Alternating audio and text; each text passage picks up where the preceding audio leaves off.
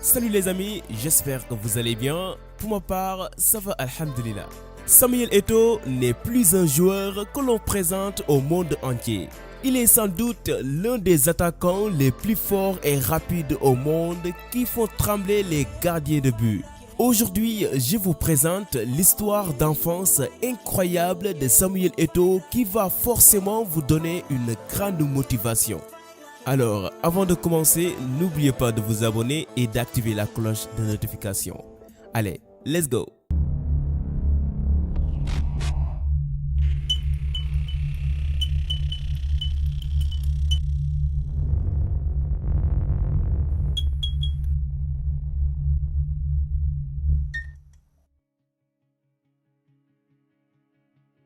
Né d'un comptable, David Eto'o, et d'une poissonnière, Christine Eto'o, le 10 mars 1981 à Douala, Samy est devenu un véritable amateur du football à bas âge.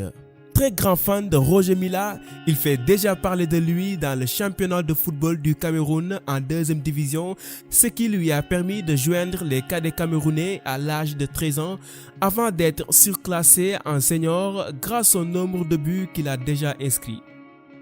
Alors, étant à la quête de la reconnaissance continentale et internationale, Samy quitte son pays pour joindre la France afin de pouvoir dévoiler son incroyable talent au grand club européen. Mais un problème se pose.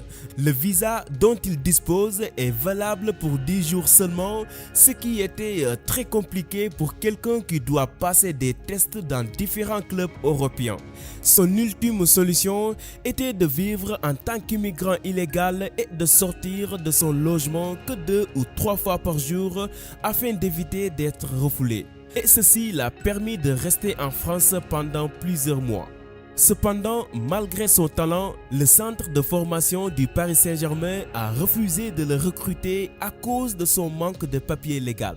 Mais Eto'o reste fidèle à ses rêves et à ses aspirations.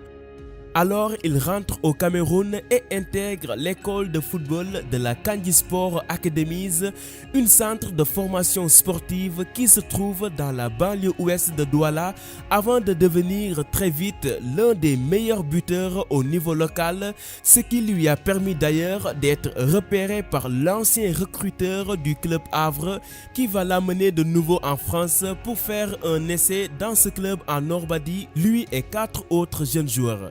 Mais malheureusement, le formateur approuve tous les joueurs excepté Samy car il ne le trouvait pas assez bon. Mais Eto'o ne baisse pas les bras, il se profite de cette occasion unique pour faire d'autres essais à l'AS Saint-Étienne et à l'AS Cannes, mais ils se résument tous par un échec, ce qui était douloureux pour lui. Samy rentre encore une fois au Cameroun avec une grande déception, mais cela ne lui a pas empêché de poursuivre ses rêves, même si l'avenir semble un peu sombre pour son ambition. D'ailleurs, il ne tarde pas à obtenir une autre opportunité après avoir été surclassé en équipe nationale. Il est de nouveau repéré par un recruteur du Real Madrid, Piri, et pour la 3e fois, Eto'o retourne en Europe pour une période d'essai avec le prestigieux club espagnol et cette fois-ci, c'est la bonne. À 15 ans, dans les années 96, il signe enfin un contrat avec le club madrilène mais évolue avec la Castilla, l'équipe réserve, car il était trop jeune pour l'équipe A. Même en équipe nationale, Samy était le plus jeune joueur de la Coupe du Monde 1998. Il n'a joué qu'un seul match contre l'Italie à la 66e minute. Sans beaucoup d'expérience sur le terrain, ses débuts ont été très difficiles au sein du Real Madrid car le club détenait des attaquants parmi les meilleurs au monde. Alors compliqué pour un jeune comme lui de faire ses preuves.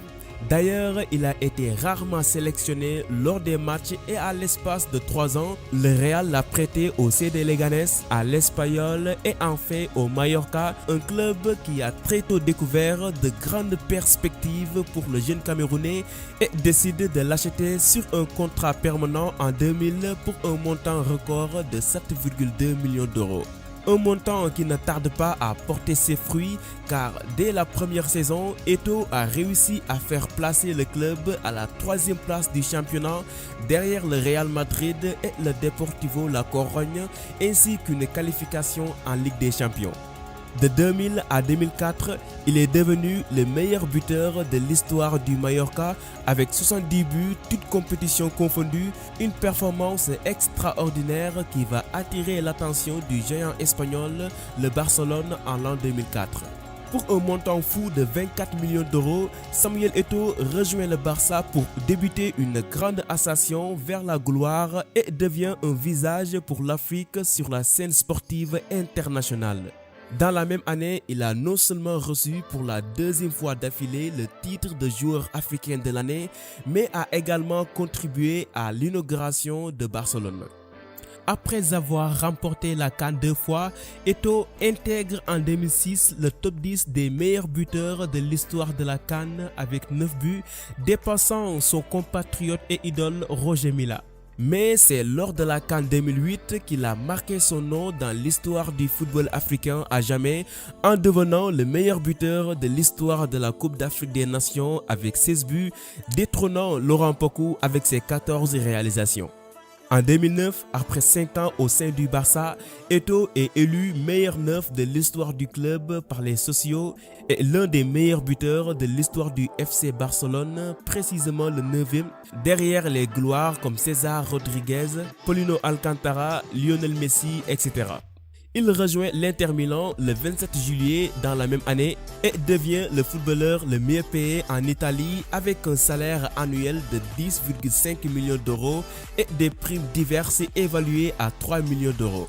Malgré qu'il n'a pas marqué beaucoup de buts à l'Inter Milan à cause de la poste milieu gauche-droite où Mourinho l'alignait souvent, il a tout de même remporté beaucoup de nouveaux trophées dont la Coupe d'Italie où il inscrit un doublé en finale contre Palermo. En 2011, il est transféré dans le championnat russe au sein de l'équipe kazakhstienne du FC Andi Makhatchkala avec un salaire de 20,5 millions d'euros net par an, faisant de lui le footballeur le mieux payé de la planète. En 2013, il rejoint les Blues, mais pas pour longtemps à cause de sa dégradation de ses relations avec Mourinho. Alors, il quitte le club londonien pour Everton en août 2014, puis l'UC Sampdoria en 2015, l'Antalyaspor, Konyaspor et puis le Qatar SC depuis le 13 août 2018.